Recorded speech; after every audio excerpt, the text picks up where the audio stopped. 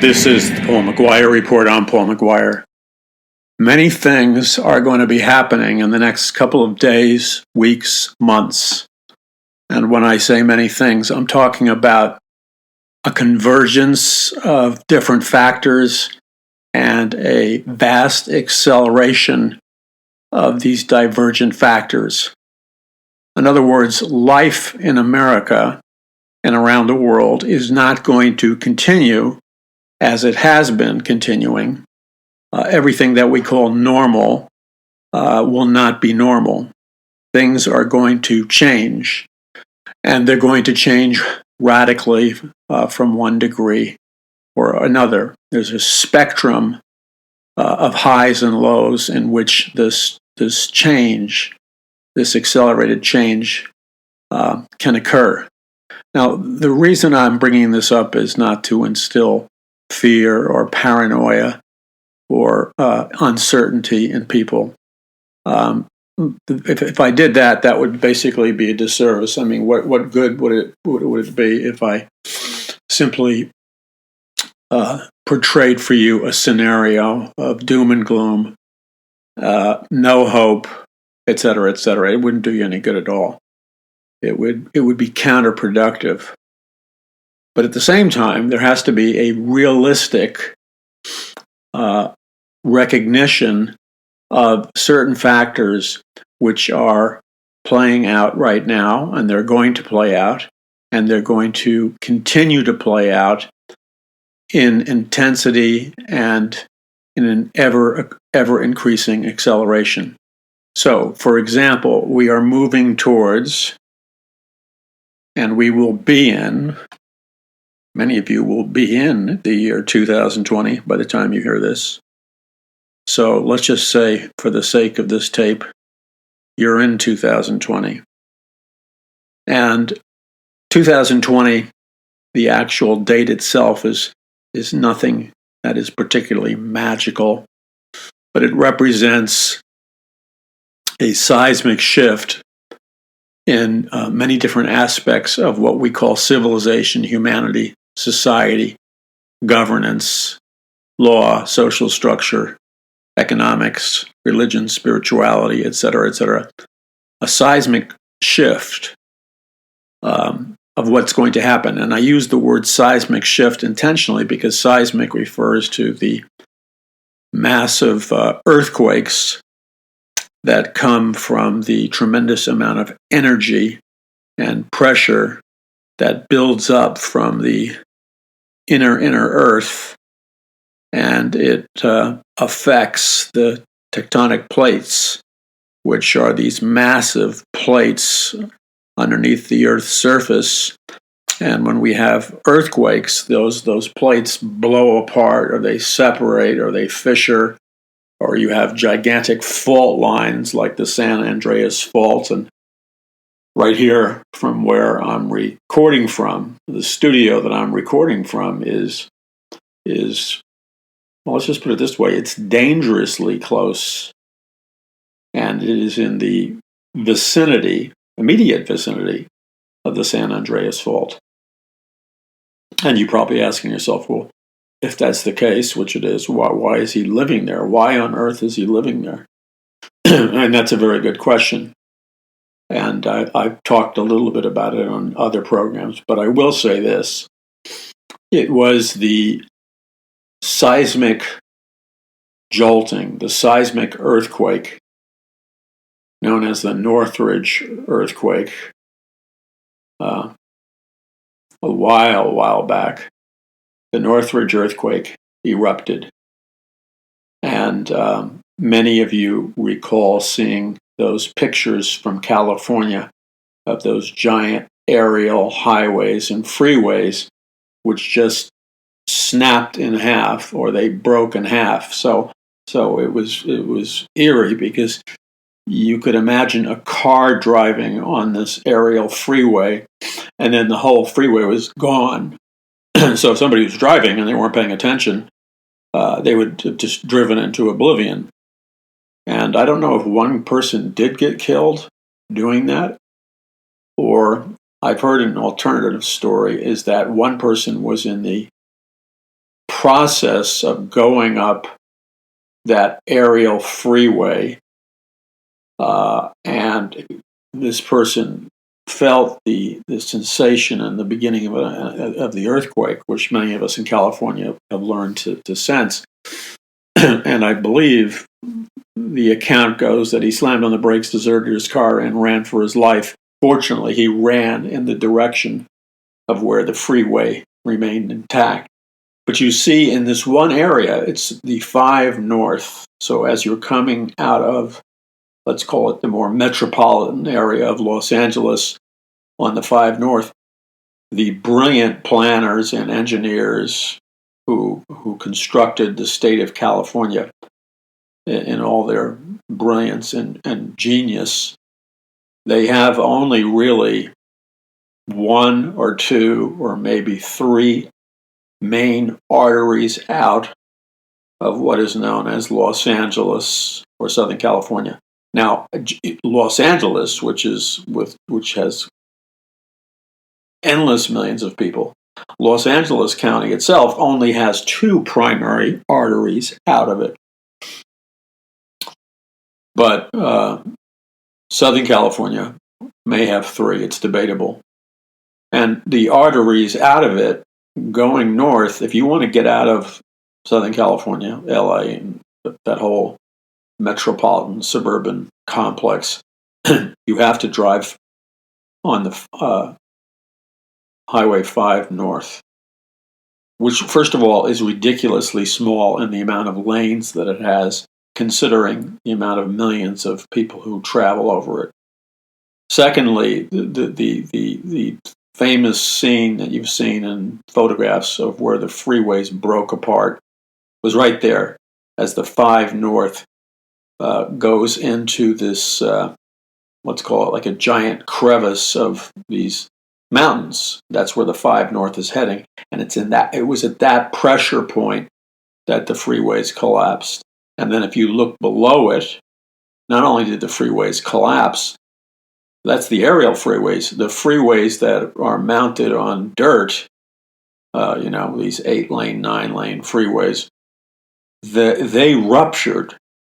They ruptured so badly that they more than snapped in half. They snapped in half and were 12 feet, 20 feet apart. The whole thing was the freeways were so reconfigured. It was like some gigantic super being from another planet who, let's say, had the physical size and strength of somebody the size of planet Earth, was just bending stuff.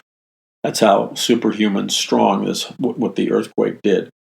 In any case, my house at that time lived under what were called the dual or the 2 epicenters of the Northridge earthquake. One was in Northridge and one was north of Northridge, and where I lived was north of Northridge, where the other dual epicenter was. And I won't get into the whole story, but in the middle of morning, not the middle of the morning, at the beginning, before daylight broke out, our house began to rumble and stuff. And then I'm consolidating a long story, but it sounded like a locomotive train going at like 80 miles an hour had smashed through our living room and house. And it was the most intense, ear-splitting, ear-shattering, deafening noise I'd ever heard in my life. And I've lived through many earthquakes, and I've never, ever heard a loud noise accompany an earthquake, ever. So this was like a completely different experience, that the decibel volume level was ear-splitting.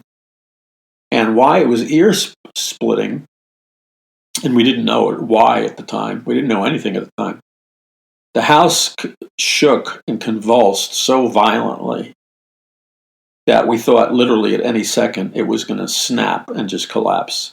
In fact, what I was able to see and feel of the intensity of my house convulsing, I'm surprised even withstood the earthquake.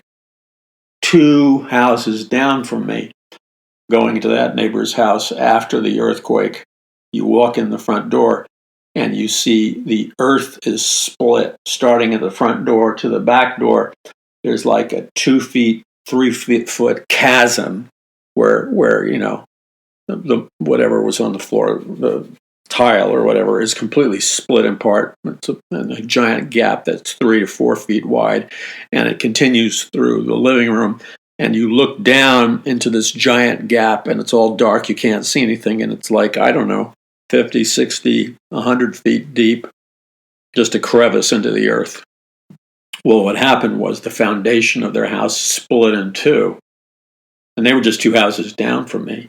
And other people had worse or more horrific things. You saw all the pictures. In any case, the neighbors filtered their way to our house because our house was deliberately at the end of a cul-de-sac, which gave us like semi-privacy for a suburban neighborhood. So we only had really a neighbor relatively close on one side of the house. The other was up on a hill, and just a valley below it. The other was kind of these mountainous high desert area, mountains. And so the way the developer did it, because it was the last house at the end of the street, at the end of a cul-de-sac, he gave it an unusually long span of garage, like a little, not garage, like a mini street going up to the garage. And that was unusually long. So for whatever reason, I guess it was the Lord, really, people began to come out of their houses, and they would bring their lawn chairs and flashlights and whatever they could throw on, bathrobes, whatever. And they began to sit on our cul-de-sac and our lawn, and we all began to talk, which like never happens in California. Neighbors never get together except maybe on the 4th of July to get together and talk in a group of more than 2 or 3 people. But we had about, 25, 30 neighbors talking and trying to figure out what happened. And none of us knew. We thought maybe it was a thermonuclear blast because the radios weren't playing anything. The lights were out as far as you could see. So anyway, people spontaneously, you never know how powerful your witness is, good or bad, to your neighbors. So out of the blue, okay, I didn't even know my neighbors knew what I did. But out of the blue, some of my neighbors just spontaneously, because of the fear factor that was hanging in the air, they asked me, they said, Paul, this is what they said to me. They said, Paul, do you believe that what we're seeing now, and he was a Jewish guy, not a particularly religious Jewish guy, kind of a liberal Jewish guy, very liberal, entertainment business. And he goes, do you believe that these things, like earthquakes, that these are the signs of the times that Jesus Christ talked about? So I guess he theorized that it was an earthquake, like most of us were beginning to figure that out. But then he asked me, are these the signs of the times that Jesus Christ talked about? The signs of the times in Matthew, the end of the world. And it gave me an opportunity to explain to him. Then somebody else, another neighbor, asked me, almost another atheistic, Gnostic neighbor with no religious interest whatsoever, asked me a similar question about, are these the signs of the times that Jesus Christ talked about? And I guess it's because I was a Christian author or whatever. And then I would go in stores and stuff, and I'd go to the weirdest places, and people I didn't even know, or people who I knew in the sense that they recognized my face and I recognized their face because we, at that time, went to the same donut shop every morning, okay? Something like that, how you'd know somebody just from shopping or something, but you don't really know who they are. But people, and then complete strangers, because these aftershocks were so intense, each aftershock was almost as bad as the original earthquake. And they out of the middle of nowhere, it happened. I can't tell you how many times it happened. It just happened a lot, especially in the first 3 to 4 months, because the aftershocks were unrelentless for the first 3 to 4 months. And I got this question: is this a sign of the end of the world? Is this a sign of Jesus Christ returning? Is this the signs of the times that Jesus Christ talked about? Is this the end of the world, Paul? Is this what the Bible talks about in terms of Bible prophecy? Now, here's the interesting thing. This wave of people that would come up to me that I didn't even know, who were asking me about the signs of the times and the end of the world and all the rest of that stuff, that never happened to me before.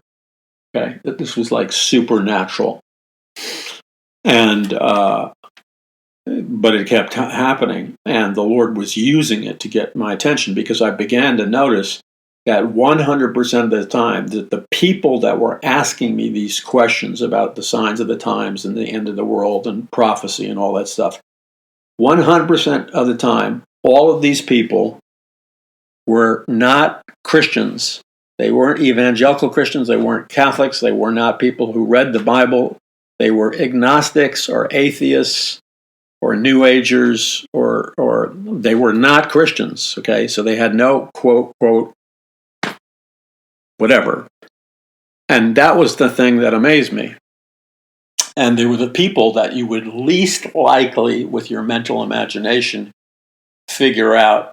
These would have been the people you would have projected to be the least likely to be even remotely interested in Bible prophecy, end of the age, signs of the times, Jesus Christ, the end of the world stuff. The least likely. And yet they were the ones coming to me. And so the Lord used this as a gentle, loving smack in the face. At that time, I had written one other prophecy book. Was it one other? Well, actually, my first, a lot of people don't know this, and time flies faster than you think. I was at the Disclosure Conference, and there was two young gentlemen. By young, I mean they were, 2 decades younger than I was, maybe more. And they had written together a book on the New Age movement, a very up-to-date book, and a very good, excellent book. And I was watching them talk from the back of the conference room, and I was mesmerized, because it was like I was flashing back in time, like I was going through time travel, and it was like watching myself like 30 years ago. Okay, this was their first book, or close to it, or whatever. And people were fascinated. They were filled with enthusiasm. Not that I'm not filled with enthusiasm, I am. But whoever would have ever thought there would be like a second coming of the New Age movement? And yet there was. And so I introduced myself, and they knew who I was in my books and stuff. But the point was that in my first books, they were all on the New Age movement, and my books were a testimony about how God delivered me from the New Age movement and the occult. And those were my first 3 or 4 books. And they contained Bible prophecy, by the way. They contained Bible prophecy because you're dealing with false Christ, and you got to talk about the real Christ. And but they contained Bible prophecy. And then the rest of my books contained Bible prophecy was always in my books, but it wasn't like the center theme. But I had written a book that came out a year or 6 months right before this earthquake, and it was called, the name of the book that I wrote was called "Who Will Rule the Future: A Resistance to the New World Order," and I think that was copyrighted, written in 1991. And I went to CBN for Pat Robertson, and I hosted 2 conferences for him. I hosted the End of the Age conference on Bible prophecy, and I hosted the something to the effect of Exposing the New Age conference for Pat Robertson at CBN, which dealt with exposing spiritual counterfeits. And So the book that I was just releasing was called The New World Order. No, I'm sorry. The book that I had written back then was called, what was it called? I have to look here in the studio. Give me just a second. I'm going to turn around. Yeah, the book that I had written at that time was called Who Will Rule the Future? ? Subtitle, A Resistance to the New World Order. And every time I think about that, right now I'm sitting in the television studio where I do the TV program. And there's a bookshelf there that features many of my books. And it's amazing how even though I did not plan, I never planned a concerted strategy to write books in one particular subgenre or one particular theme area. My plan was to write books as they interested me, period, end of story. I never planned to be like, well, I did somewhat plan to write in the area of prophecy, but it wasn't like, I never conceived in my mind that would be like the main genre I would be writing in would be Bible prophecy. It never entered my mind. It just happened. Because the book, Who Will Rule the Future? A Resistance to the World Order, and it's amazing how the Holy Spirit in you knows what to do before your mind catches up, sometimes decades later. See, Who Will Rule the Future? It was a challenge to Christians. And it was basically telling Christians who is going to occupy until Christ comes. But that was a cumbersome title, so I just popularized the title with Who Will Rule the Future? In other words, the future is up for grabs.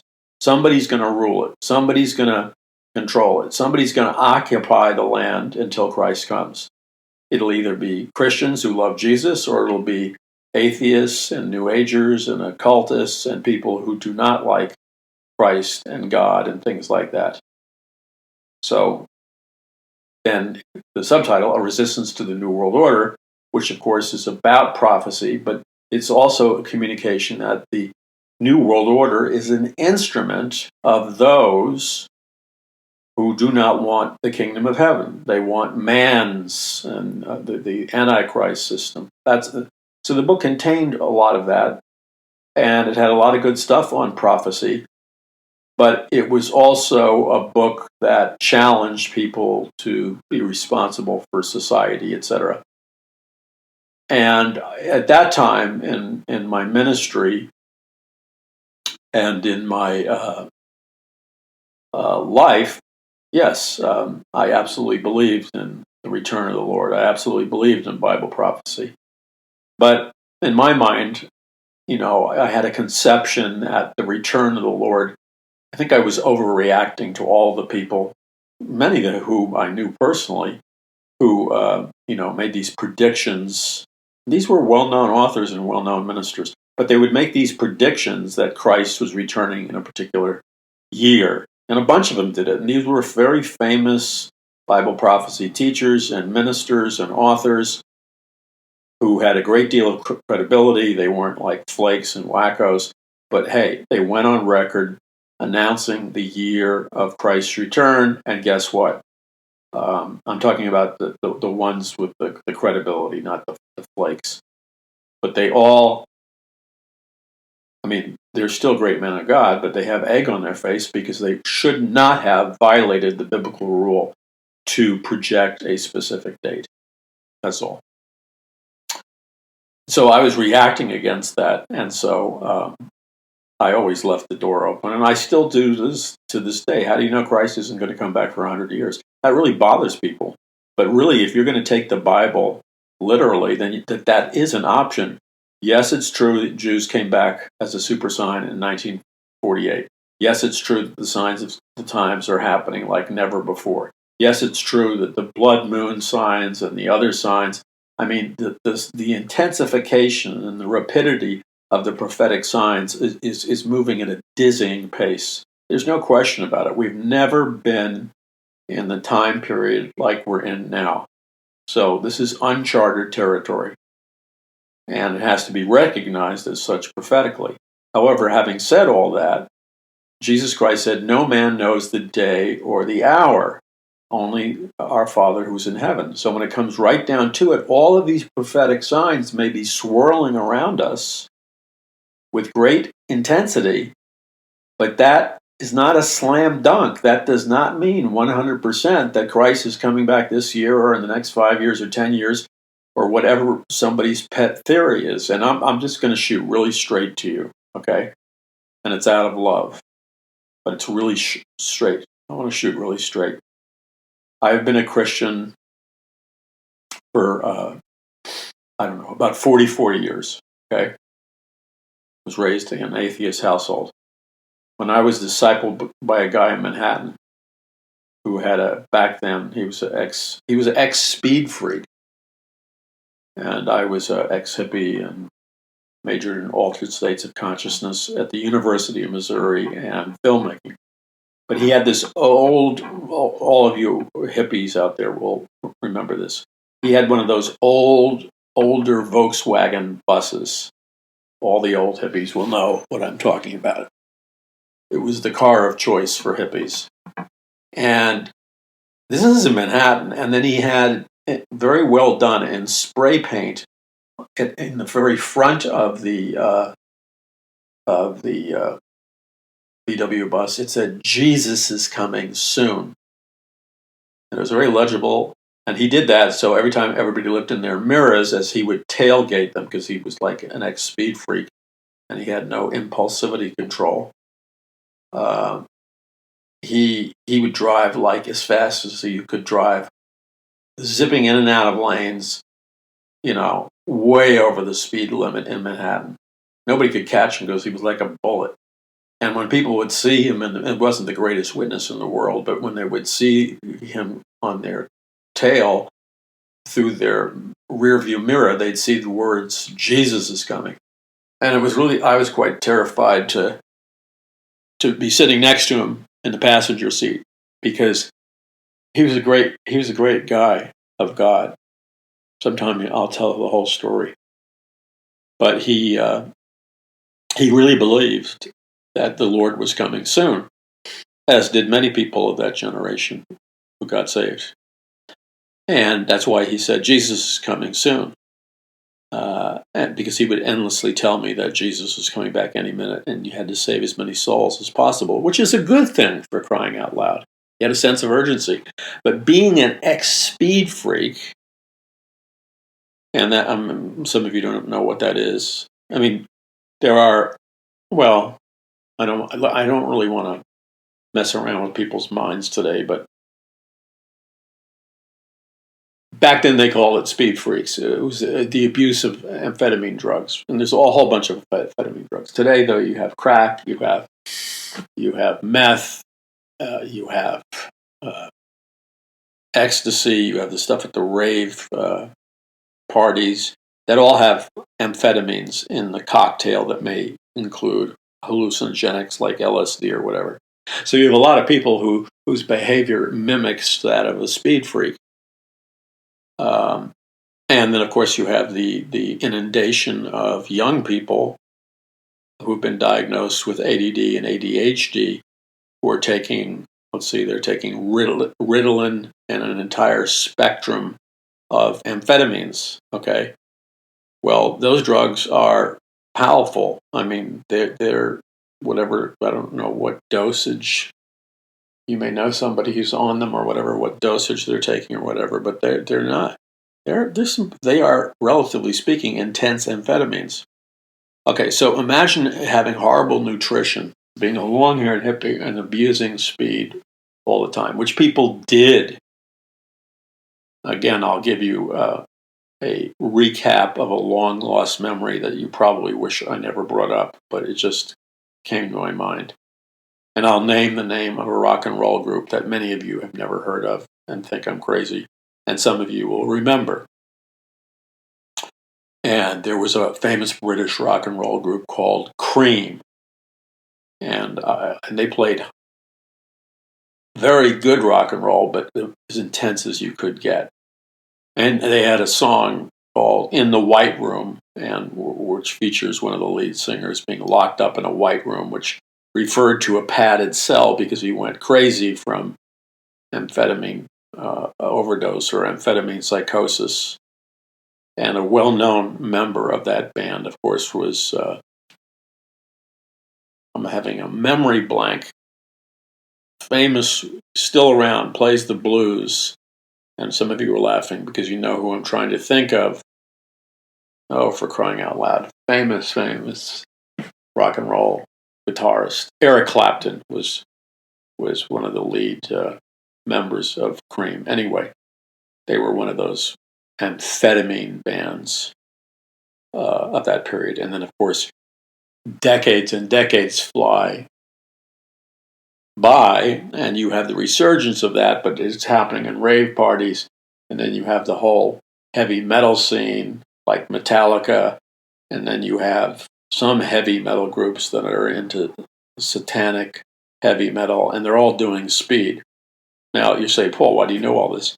Because when you read my brand new book, The Greatest Battle for the Hearts and Minds of Mankind in the History of the World, I have a large section on that, the world's most violent criminal gang, MS-13.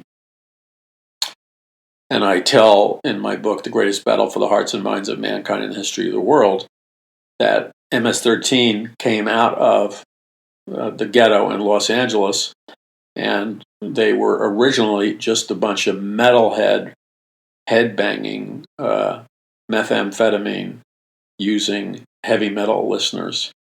And then, I guess, the taking of amphetamines, listening to certain kinds of... I made it a point to say in the book, The Greatest Battle, that not every heavy metal band is a satanic band. But there are, just like in all parts of the music business, there are certain heavy metal bands, as there are certain hip-hop and rap bands that are Satanists.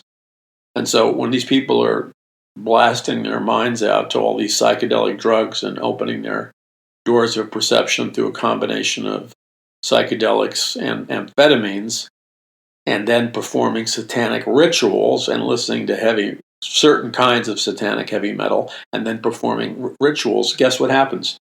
When you do that kind of thing, you are opening a portal in your soul and spirit for demonic influence, for demonic invitation, for demonic possession, demonic intrusion. See? Because you see, I'm not here to comment. I'm not here to medically comment on whether or not a child should be taking ADD, ADHD drugs that contain amphetamine substances.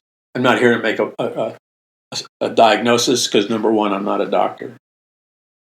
Number two is, I am certainly not saying that simply because somebody takes a prescription medication and whatever, that they're going to be demon possessed. That is like ludicrous.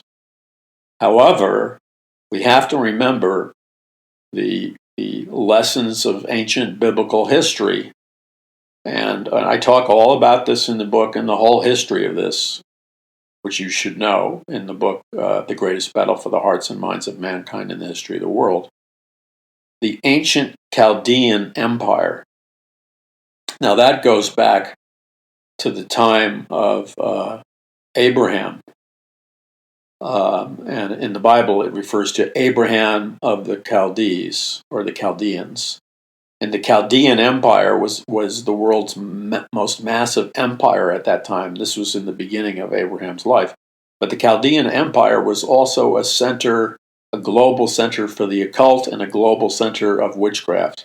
And many of the witchcraft spells that are used by, the ex-Victoria's Secret supermodel and wife of the football star Tom Brady, she performs witchcraft rituals, and I list a whole bunch of celebrities who are into witchcraft, etc. Those rituals are the actual spells and rituals that were used by the ancient Chaldean witches and those in witchcraft in the ancient Chaldean Empire.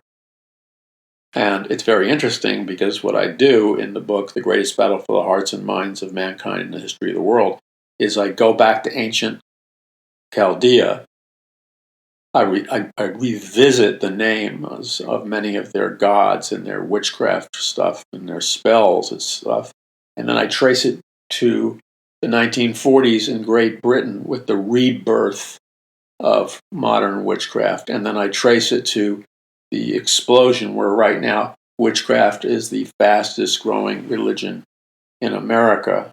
And that many of these spells that a lot of actors and musicians and stuff use actually come from the ancient Chaldean empires. It's very interesting. Very interesting how these things happen. And starting way back with the ancient Chaldean Empire, starting way back with the ancient Babylon at the time of the Tower of Babel, and the magicians and witches in ancient Egypt.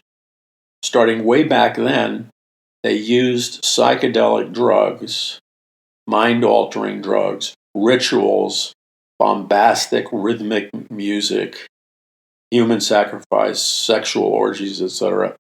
They used all these chemicals and other stuff to open portals for the entrance of demonic beings to influence or possess or to control. So it seems like, well, today we have MS-13, and to a secularized analyst, he misses the whole point, because MS-13 started out as a group of head-banging, heavy metal, heavy satanic metal rock fans who were doing amphetamines and other drugs and listening to some satanic lyrics and then being enticed to perform satanic rituals, which they do to this day, by the way. I outline it in the book, The Greatest Battle. And so MS-13 becomes the most vicious, evil gang there is, but what fuels MS-13, as I describe in the book, is Satanism, satanic rituals, drugs, and heavy metal. There's a direct correlation between the ultra violence of MS-13 and their satanic origins, their chemical origins, etc., etc. It's important to know that. So when you see these pictures of contemporary MS-13 gang members, I mean, we're talking about tattoos that are like tattoos on hyperdrive. These people are so tattooed with the most violent, occultic, symbolic tattoos all over their chests, their legs, their faces, both men and women, heavily, heavily tattooed. They almost look monstrous. They're so tattooed. And yet, here's something that's very interesting in terms of outsourcing both jobs and manufacturing industries. MS-13, which is in the business of selling illegal drugs and sex trafficking, they are the largest single employer in a prominent South American nation. They're the largest employer. Now I'm going to explain why. You're listening to the Paul McGuire Report. Visit paulmcguire.us. That's paulmcguire.us. You are listening to the Paul McGuire Report.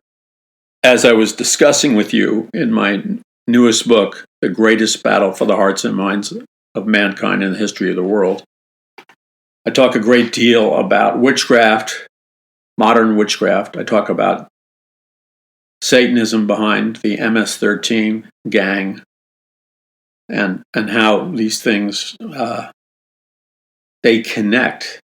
They connect on a deep spiritual level. So, for example, on page 151 of my book, The Greatest Battle, I have a subchapter entitled 18 Drug-Fueled Days of Terror, Sexual Assault, and Satanic Murder.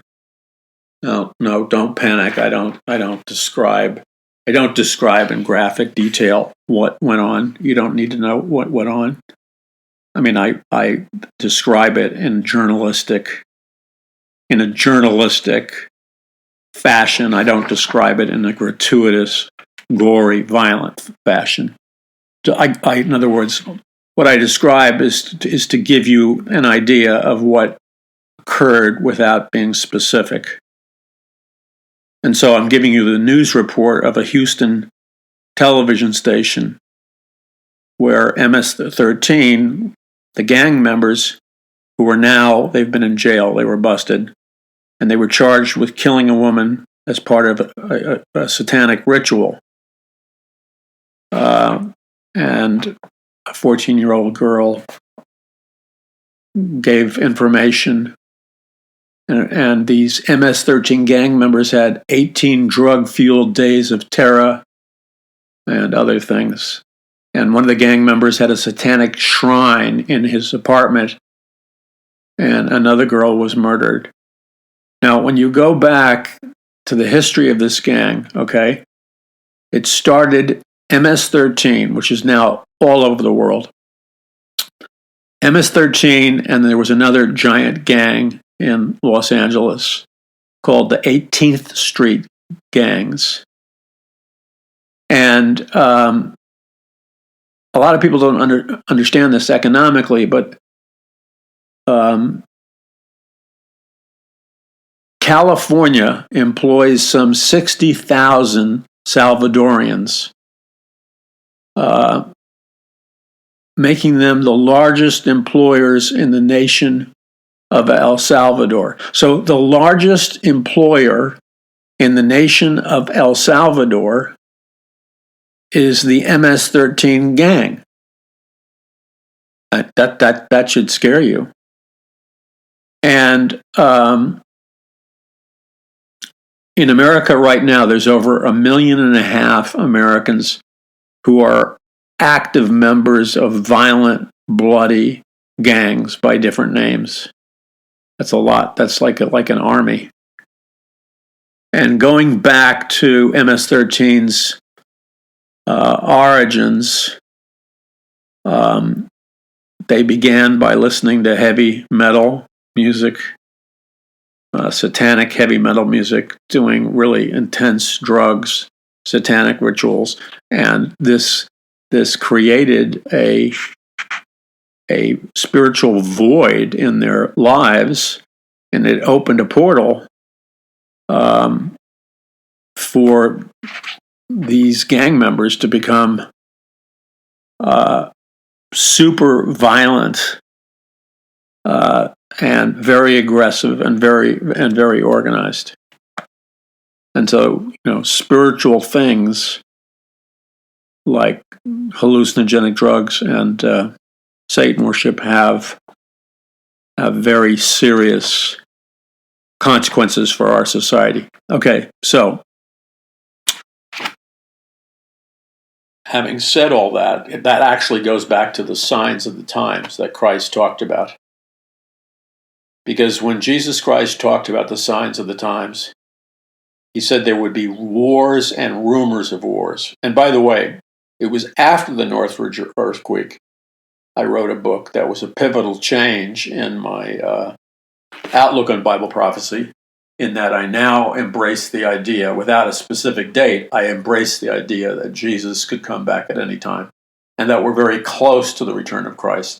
Will I name a specific date? No, I will never do that. But to me, there's an immediacy regarding Bible prophecy. So, right after the Northridge earthquake, I wrote a book called From Earthquakes to Global Unity, which told that whole story. It was a best-selling book. And I began to take the signs of the times with a great deal of immediacy. So when Jesus Christ talks about the signs of the times, he says there will be wars and rumors of wars. And the actual translation of the words wars and rumors of wars, the word wars refers to the word ethnos, or ethnic.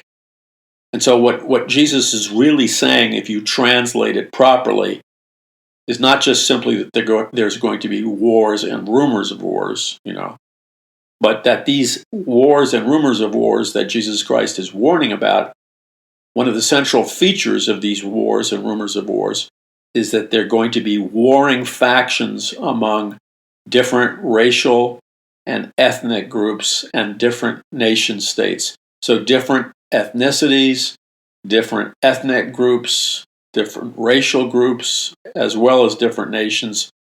It's all of these groupings that will be warring with one another. Now, so despite all the efforts by the political correctness movement to promote diversity, etc., what we're seeing, tragically, is an undercurrent of a very violent form of racism happening in Europe, is happening in Asia, South America, North America, etc., etc., etc. Because there are very powerful groups in America that consist of the elite, and their occultic motto is order out of chaos or manufactured crisis. So what they do is they deliberately heat up the flames of potential racial conflict.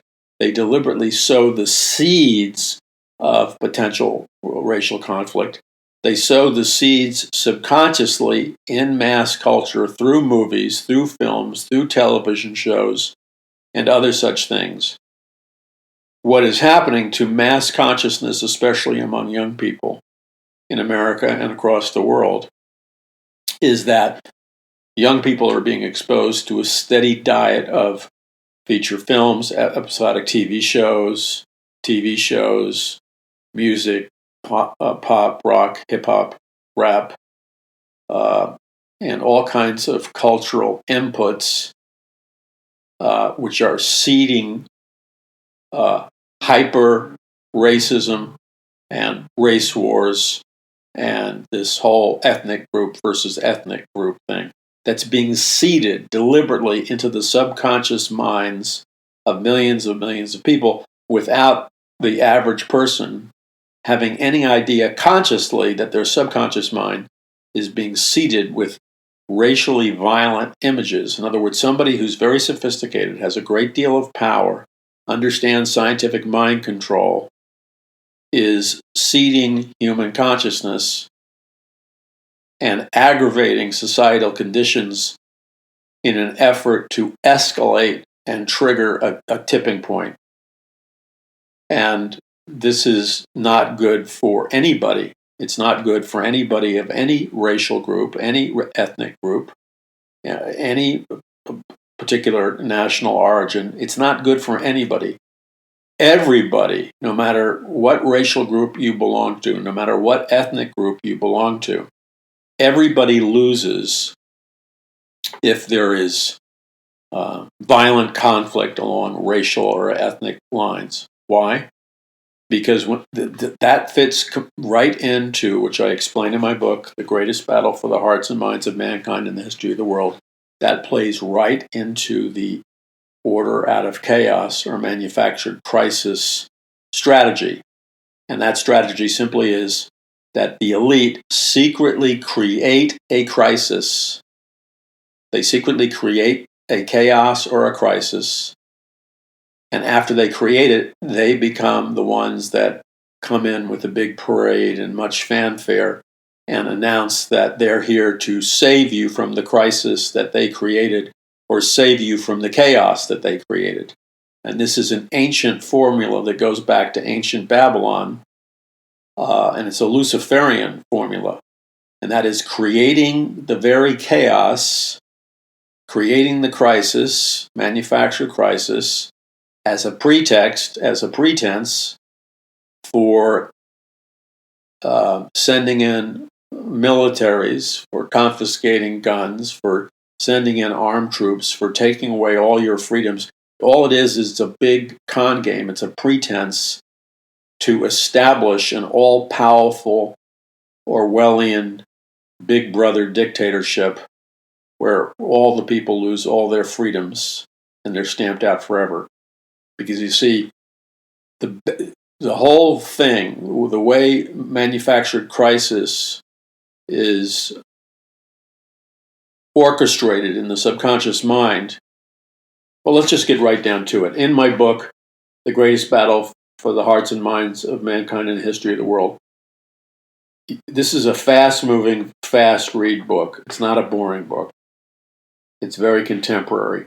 But I expose some truths, no, not some, I expose a lot of truths that you've never heard before, but they're scientifically true.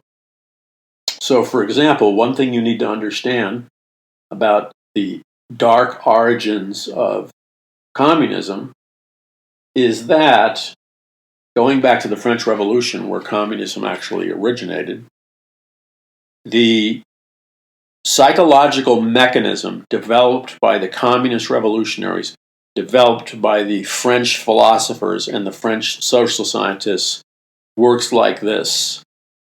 They scientifically, methodically, and mechanically deliberately arouse a strong psychological feeling of envy in the millions of people in the masses.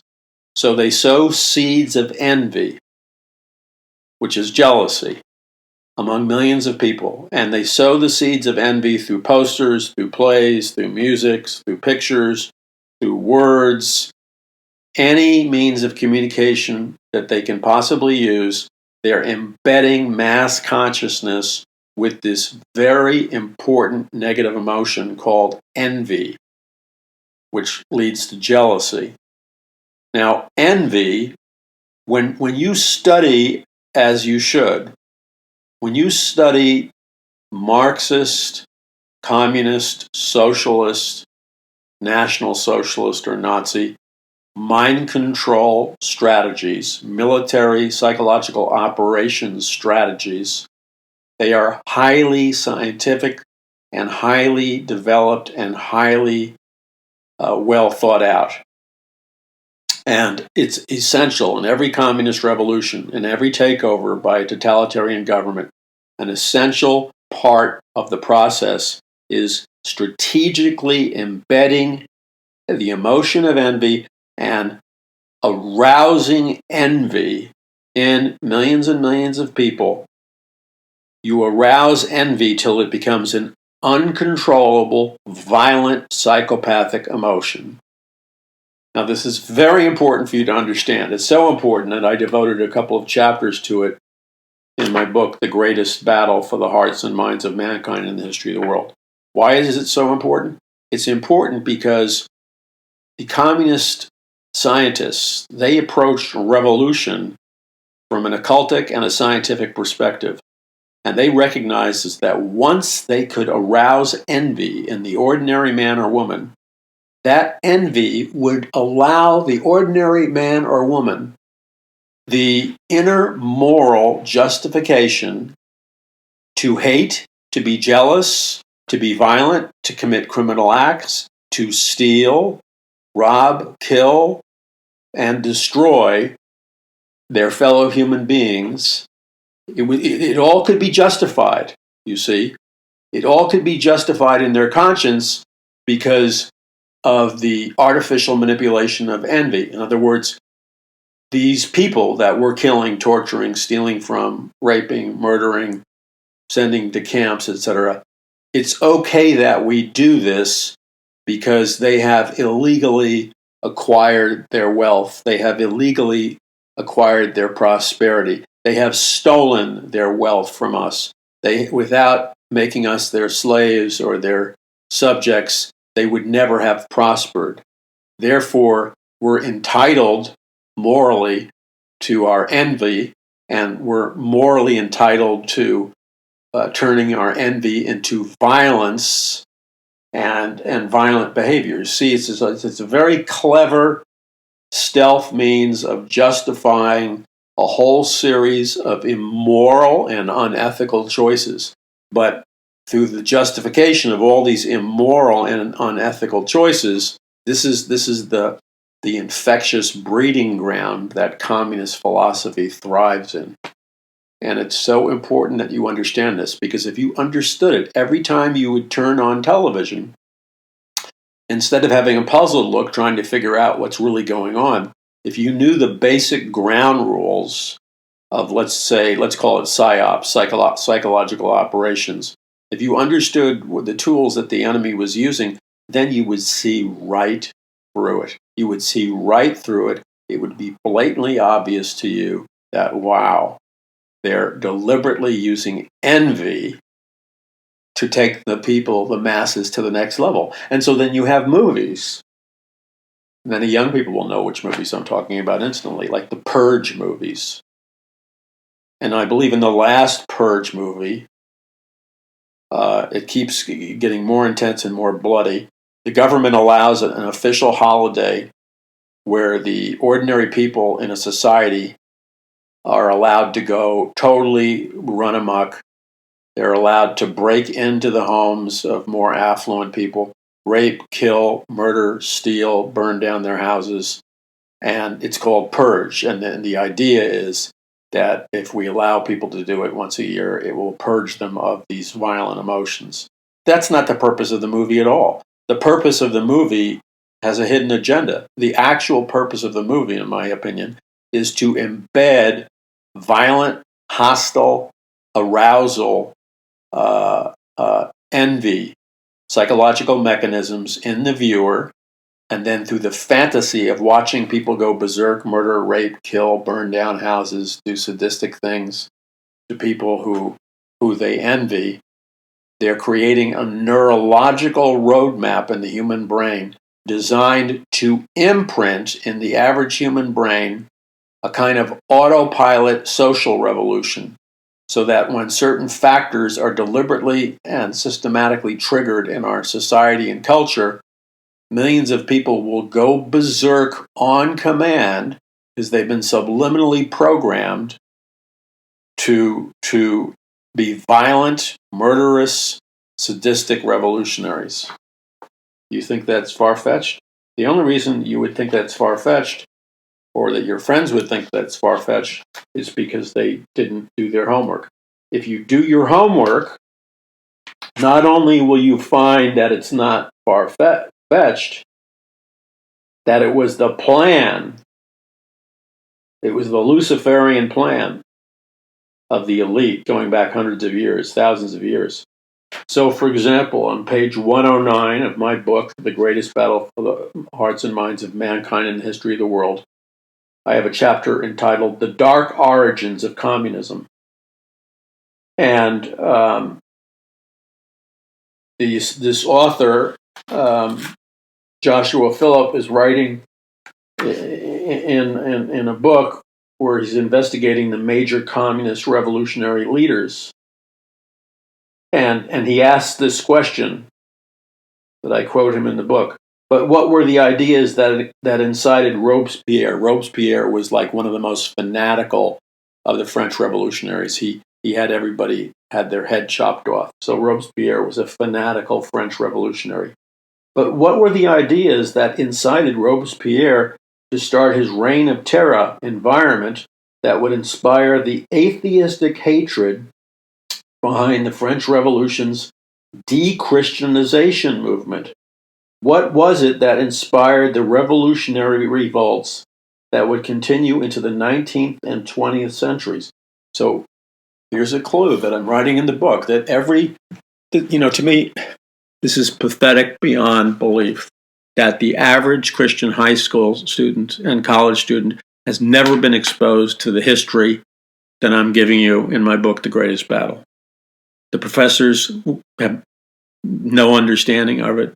The students have no understanding of it. And guess what? Because of their lack of knowledge and wisdom, my people are going to perish. Okay? They're going to perish.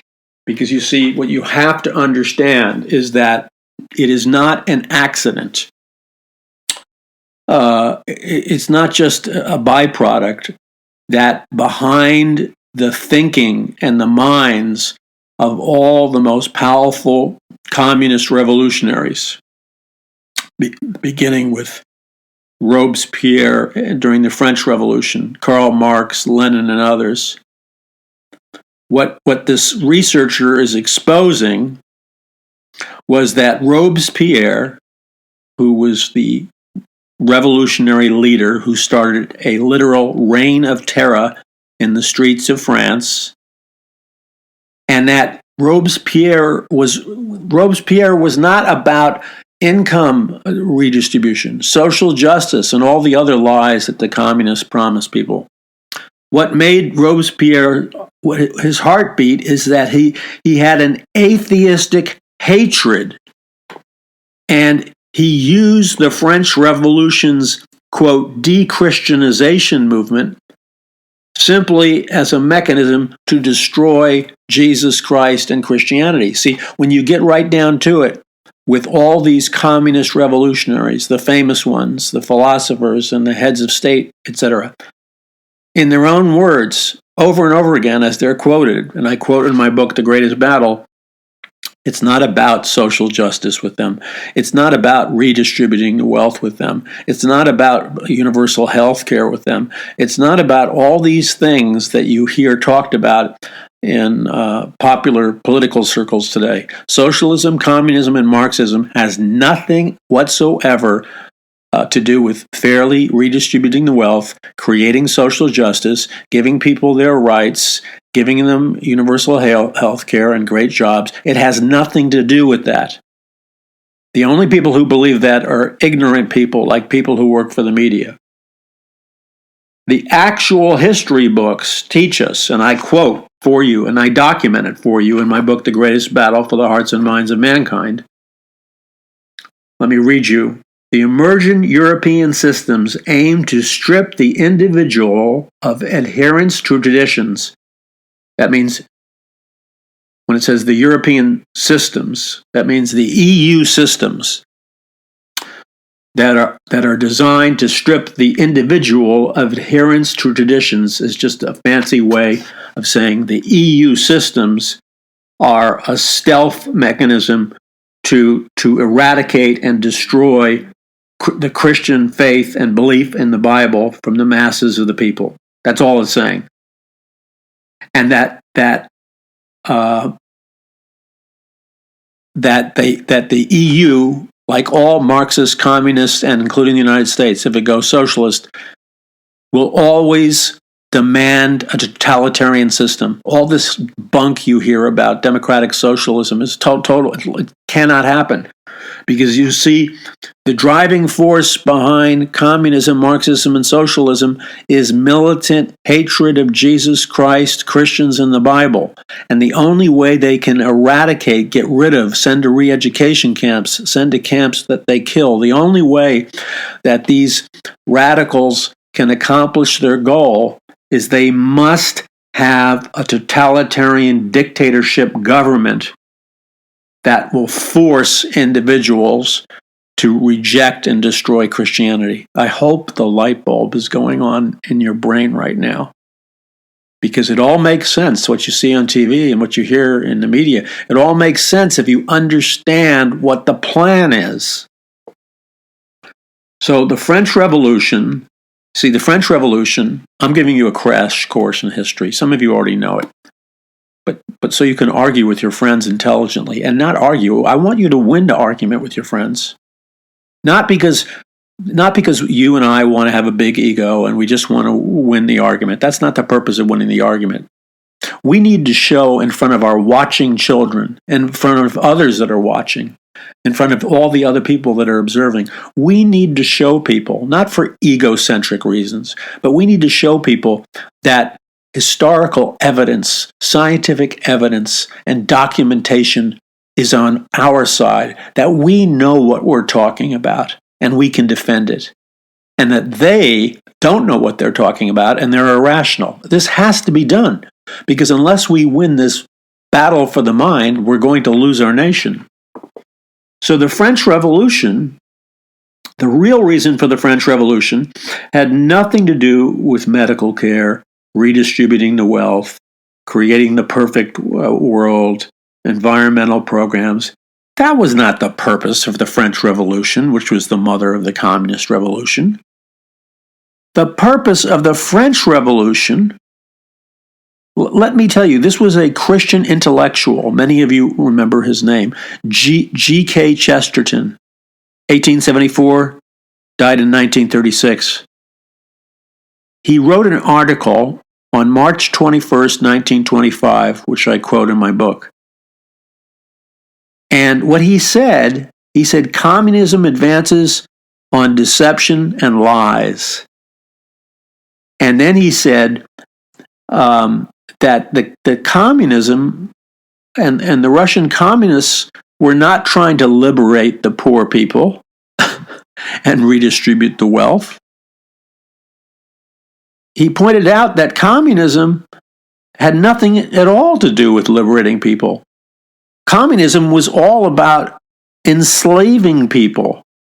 And the fact of the matter was, he said that in Russia alone, not only did all the people under communist Russia government, not only did all the people lose all of their freedoms, 100 million Russian people were killed, starved to death, or sent to concentration camps, all in the name of fairly redistributing the wealth.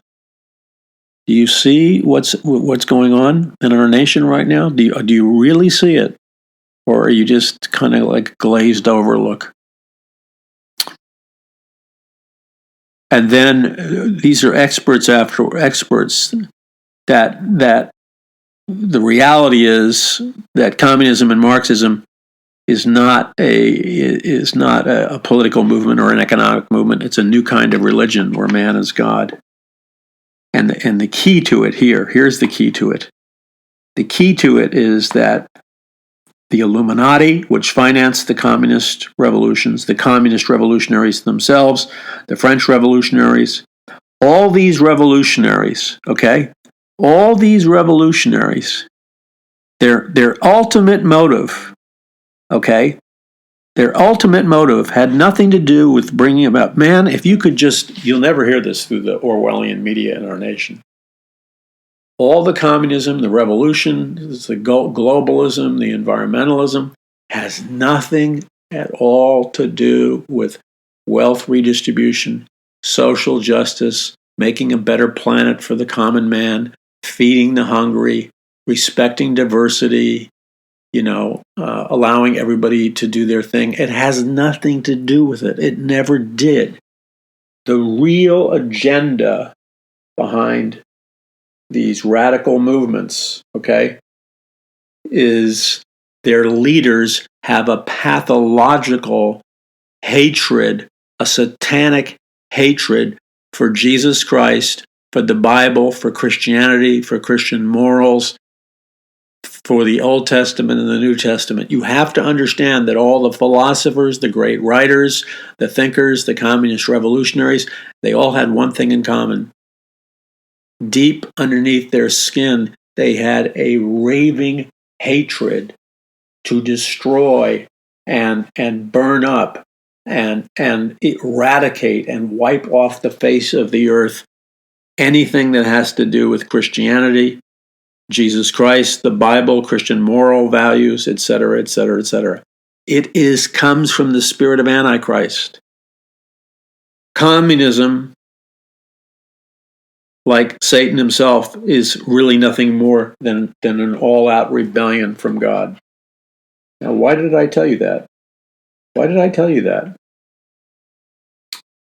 I told you that because the lie that you're going to hear from the media and the lie that you're going to hear from other people is that communism, socialism, Marxism globalism is all about social justice and wealth redistribution.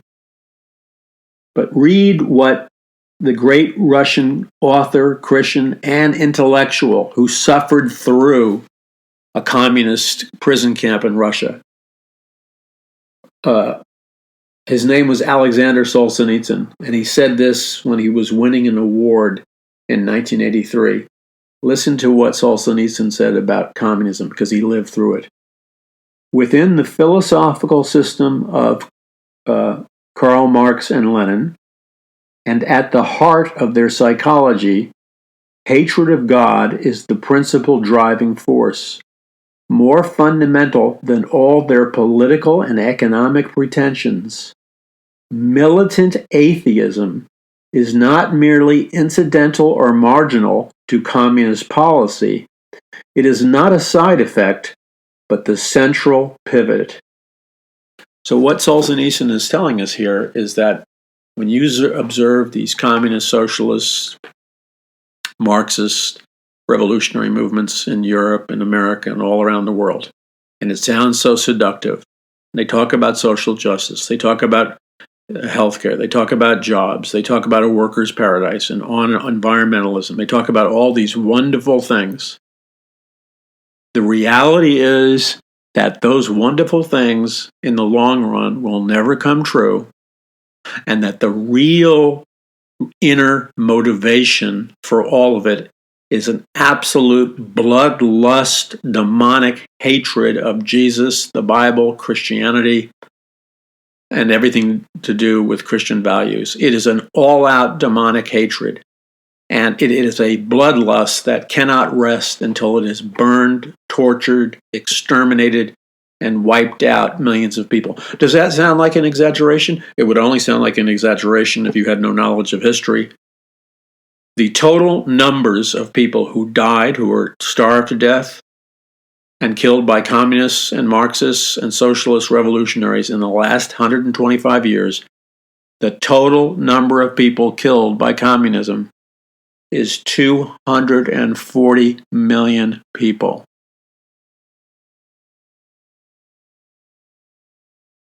Now, of course, if you never hear that number, it doesn't mean that's everything. That tells you everything. And if you think you can sit on your posterior and be apathetic or hide in your church like so many of these pastors do, lay low, never say anything about anything. If you think you can lay low, say nothing, hide in your churches, play church instead of be the church. If you think you can just hide, you got a wake-up call coming. You got a big wake-up call coming. Now, the wake-up call is already here. The question is, it is evil to teach men and women that there's absolutely nothing they can do about their future, that God has decreed from heaven.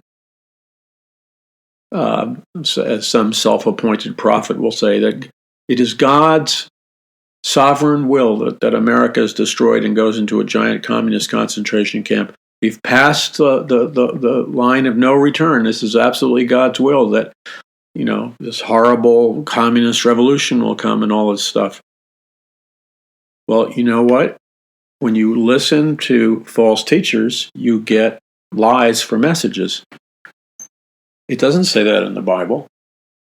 You're inferring that it says it from the Bible. You're cherry-picking your verses to make the Bible say something that it doesn't say. The Bible does not teach fatalism. Although God is sovereign, Jesus Christ would not have said, "Occupy until I come," if it was not possible for God's people to occupy until I come. I mean, for crying out loud, how intelligent or how stupid do you have to be to get or not get that? Jesus Christ said, "Make disciples of all nations." That means take the people who are in running the nation and take the people of a nation and teach them how the Bible instructs us on every dimension of life: economics, government, legal systems, etc., etc. If you're making disciples of all nations, you wouldn't have dictatorships. You stand up for what is right. You pray. You engage in intercessory prayer warfare. You evangelize the lost. You win people to Christ. You're salt and light, not chicken fat and something else. This is it. This is your opportunity. This is your opportunity. God called you before the foundation of the world to be here for such a time as this. So everything that's happened, God already equipped you for. And He called you for a reason. And don't ask me what the reason is. That's your job to ask Jesus by praying and studying. And Jesus will reveal it to you very quickly. And then finally, are you going to obey what God is calling you to do? Or are you going to make endless excuses? You will be rewarded in the next life if you obey God, and you will be deemed unfaithful if you reject your assignment. You have God, of all the time periods in all of human history, God has chosen you. Yes, you and me and people just like us, ordinary people. God has chosen you. God has chosen me. God has chosen others that you know to be here for such a time as this. Why? Because He has uniquely qualified us and equipped us to fight the spiritual battle that needs to be fought in our time period. And so, God has an expectation that if His people call on His name, and if His people rely on His power and wisdom, God's expectation is that His people will be victorious in their last days assignment. Because God has a prophetic destiny for America that is still not yet fulfilled. And it can be fulfilled. It can be fulfilled. So ultimately, as you think about the new year, think about your destiny being fulfilled. Think about the nation's destiny being fulfilled. And then ask yourself the question, what must I do personally to see my destiny fulfilled? My family and children's destiny fulfilled? What must I do personally to see my nation's destiny fulfilled? And it's that note should the contemplation of that idea should feed you with the supernatural strength and the power and the hope and the joy of the Holy Spirit. That should be an energizing force and an anchoring force. That when the lights turn on, think of your body, soul, spirit like this magnificent being that God created all of us to be. And when you sync up with God and God's plans and God's ideas, it's like all the biophotons in your system, all the neurological highways in your system, they light up with the biophotons. In other words, when you're in harmony with God, when you're in the will of God, when you're in sync with God, there are electronic instruments that can really read and photograph your body glowing an energy force of health and light. No, I'm not talking about New Age reading of auras. No, I'm not talking, get over it. I'm not talking about the New Age movement. I'm talking about neurological science has discovered the existence of biophotons. And when your neurological circuits are functioning in the harmony that God, or in agreement with what God has for your life, then your biochemical circuits are working at their optimum, and your neurological circuits are working at their optimum. And guess what? A byproduct is that the biophotons in you light up. And you're still going to need a cell phone or a flashlight in the dark to find yourself around some dark room. But a glow starts to come to your face. And it's not a glow that's like as bright as the moon or something. I mean, we're not talking about taking hallucinogenic drugs. But you see, when somebody's in sync, they glow. They vibrate energy because you are an electromagnetic frequency. And then you become everything that God created you to be. And you find that when you position yourself to be everything God created you to be, you find that the fulfillment, the joy, the happiness, and that those powerful, miraculous answers to prayer that you've always wanted, guess what? When you speed dial the right number, which is the throne room of God, and you get a hold of Jesus, he answers prayer. So I want to turn you on, for lack of better words, with that message for the new year. And I hope that rocks your new year. And I hope you rock the world with your new year. God bless you. I'm Paul McGuire. Visit paulmcguire.us. That's paulmcguire.us. Make sure to send these messages far and wide because tragically internet censorship is alive and well. But when you send links of our program, it moves. Join our various social media. Join the YouTube. Join the Roku Channel. Make the decision to follow various social media. It helps with what we're doing. And then spread it. And remember that we have the overwhelming majority of the content on our websites or our Facebook pages. And if you can't join the private Facebook page, well, that maxes out at 5,000. You can still join the other Paul McGuire Facebook page, which has unlimited, the public figure one. And then you get our free videos, our free radio programs, the Roku Channel with hundreds of hours of programming, all free. And all the links to all of that incredible stuff is at paulmcguire.us, paulmcguire.us. Also, great savings and specials on our books, including The Greatest Battle, The Hearts and Minds of Mankind in the History of the World. Television interviews, conferences, tons of free content for you to watch on your cell phone or anywhere you are. And then you spread it to people. And as we spread this message to people, guess what? Revival starts to happen. Because two things, when a Christian who's dead is confronted with very powerful life, they either start coming alive or they run away. So you'll know who your friends are real quick by what you talk about. Anyway, God bless you. 2020, man, embrace it.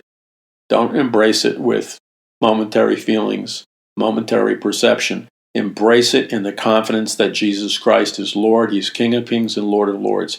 Embrace it in the fact that you're not looking at 2020. You're not evaluating whether 2020 is going to be bad, good, ugly, up, down, sideways, or whatever. If you're looking at it through a human evaluation system, you're going to be freaked out and paranoid about 2020.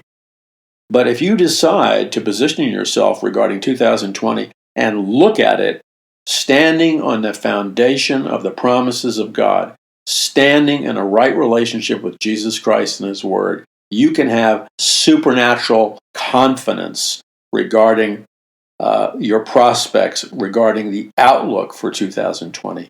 God bless you. I'm Paul McGuire. Be sure to visit paulmcguire.us. That's paulmcguire.us.